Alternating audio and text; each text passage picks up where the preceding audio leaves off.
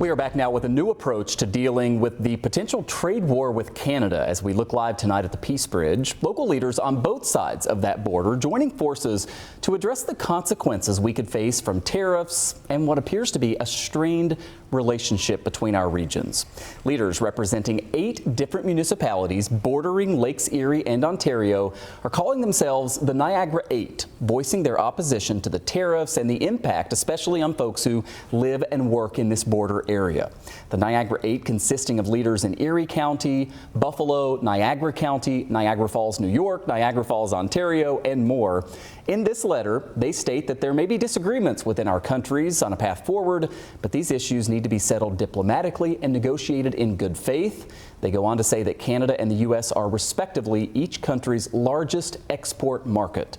Robert Restaino is the mayor of Niagara Falls, USA, and he joins us live here tonight. We appreciate you taking the time, and I wonder if you could start here just by talking to me now that some of the tariffs are in effect, but with potential more tariffs on the way, how concerned you are and what led you to want to be part of this group.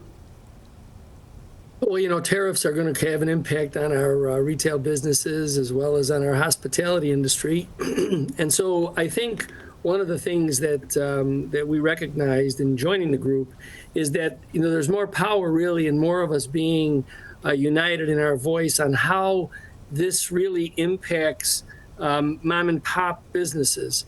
You know, the funny thing is it may be a while before tariffs have a more profound effect on businesses and on household budgets.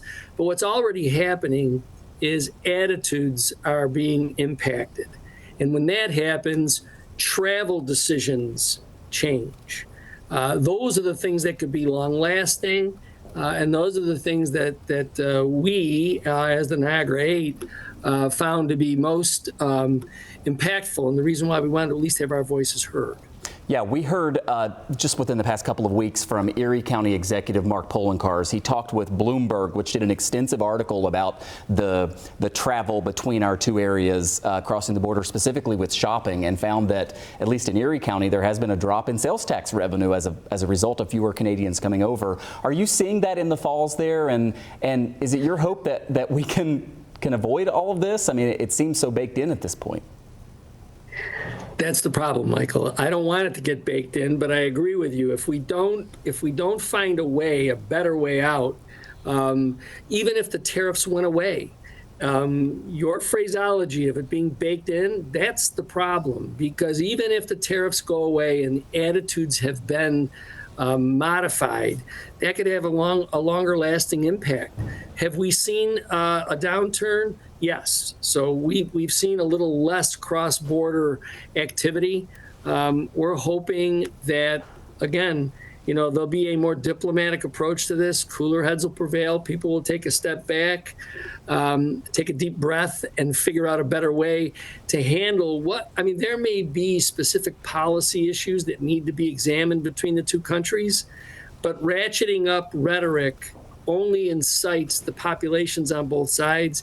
And then when you have border communities like ours with friends and family, that's a tension that I don't think you can quantify easily, because it could be long lasting. Well, we appreciate seeing leaders, the 8 of you from both sides. And again, politically, there are Republicans and Democrats on this, and of course, folks from both sides of the border. You guys are showing how we can all still stay united in all this. We'll be following what comes out of the Niagara 8. Niagara Falls Mayor Robert Restaino, great to see you, sir. Thank you. Thank you. Take care.